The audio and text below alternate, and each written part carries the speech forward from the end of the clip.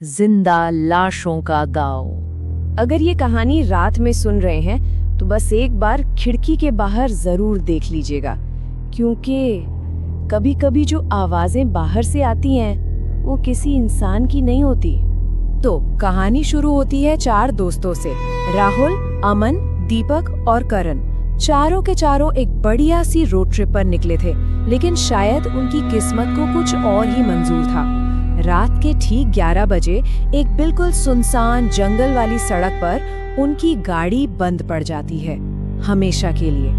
सोचिए जरा, रात के 11 बजे, चारों तरफ घना अंधेरा और जंगल की वो डरावनी आवाजें। ऊपर से मोबाइल में कोई नेटवर्क नहीं, मदद की कोई उम्मीद ही नहीं।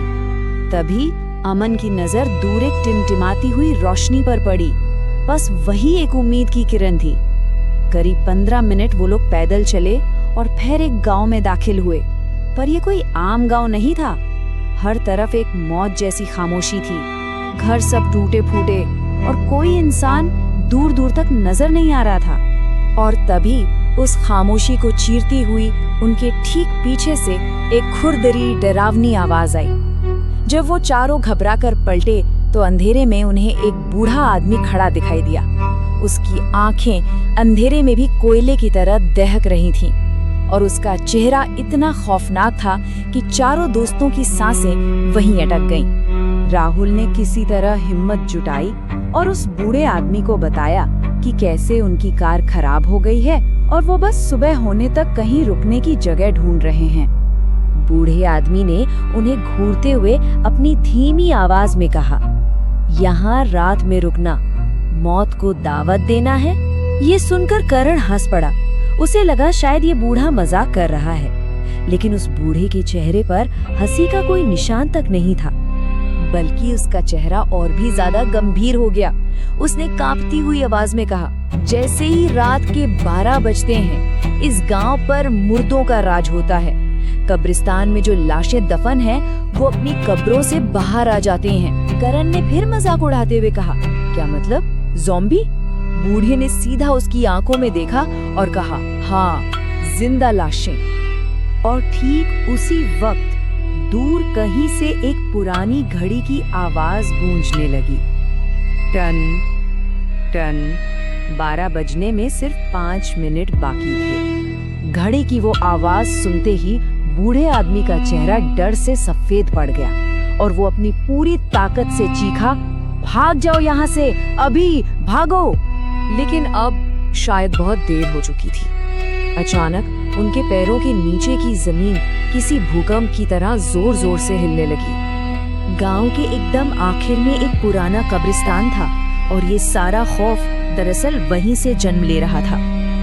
अचानक कब्रिस्तान की सूखी मिट्टी में दरारें पड़ने लगी और फिर उन दरारों से सड़े हुए खून से लथपथ हाथ बाहर निकलने लगे।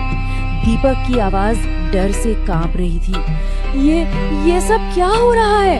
और तभी उनकी आंखों के ठीक सामने पहली लाश ने खुद को पूरी तरह जमीन से बाहर खींच लिया। उसका चेहरा आधा सड़ चुका था, आंखें पूरी तरह सफेद और बेजान थीं और उसके हिलते हुए होठों के बीच से कीड़े रेंगकर जमीन पर गिर रहे थे। वो खौफनाक मंजर देखकर तो चारों दोस्तों की रूह तक कांप गई। उस लाश के गले से कोई इंसानी आवाज नहीं, बल्कि एक गहरी दर्दनाक गुर्राहट निकली और फिर एक के बाद एक, दूसरी, तीसरी, 50वीं। देखते ही देखते पूरा कब्रिस्तान जिंदा लाशों की फौज से भर गया। बूढ़ा फिर चीखा, भागो। चारों दोस्त अपनी जान बचाने के लिए बेतहाशा भागे और पास के ही एक खंडहर जैसे घर में घुस गए।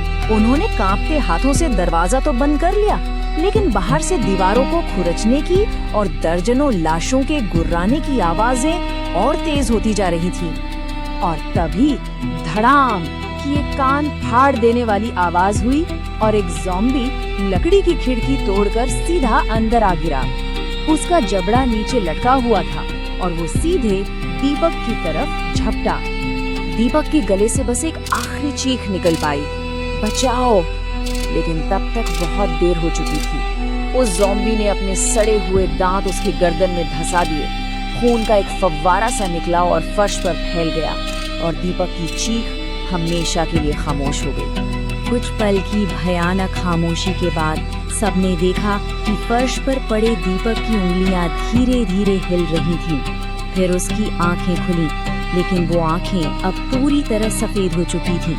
वो अब दीपक नहीं था, वो भी अब उन्हीं में से एक बन चुका था। ये देखते ही राहुल, अमन और करण की तो जैसे जान ही निकल गई। वो दहशत में घर के पिछले दरवाजे से बाहर भागे। पूरा गांव अब ज़ॉम्बियों से भरा हुआ था। तभी अंधेरे में एक ज़ॉम्बी ने करण का पैर पकड़ लिया और वो जमीन पर गिर पड़ा। इससे पहले कि वो उठ पाता, दर्जनों भूखी लाशें उस पर टूट पड़ी और कुछ ही पलों में उसकी चीखें भी हमेशा के लिए खामोश हो गईं। अब सिर्फ राहुल और अमन बचे थे। भागते भागते उन्हें वही बूढ़ा आदमी फिर से दिख गया। राहुल हाफते हुए उस पर चिल्लाया, कौन हो तुम? ये सब क्या है? तब जाकर उस बूढ़े ने उस गांव का राज खोला कि 30 साल पहले एक वैज्ञानिक ने मरे हुओं को जिंदा करने की एक दवा बनाई थी। लेकिन उस दवा ने लाशों को इंसान नहीं बल्कि आदमखोर दरिंदे बना दिया, जिन्होंने बस एक ही रात में पूरे गांव को खत्म कर दिया था। तभी राहुल की नजर एक भयानक चीज पर पड़ी। चांद की हल्की सी रोशनी में उसने देखा कि बूढ़े आदमी के हाथ भी बाकी लाशों की तरह ही सड़े हुए थे और उसकी लाल आंखें अब धीरे धीरे सफेद हो रही थी। राहुल डर के मारे एक कदम पीछे हट गया।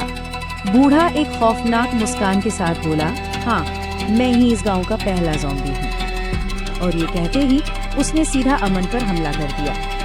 अमन ने अपनी आखिरी सांस के साथ चीखा, राहुल भागो। राहुल अपनी जान बचाने के लिए अकेला जंगल के अंधेरे में भागता रहा और उसके पीछे सैकड़ों ज़ॉम्बियों की गुर्राहट गूंज रही थी। अगली सुबह पुलिस को सड़क के किनारे वो कार तो मिल गई, लेकिन राहुल, अमन, दीपक या करण का कोई सुराग नहीं मिला। राहुल कभी नहीं मिला।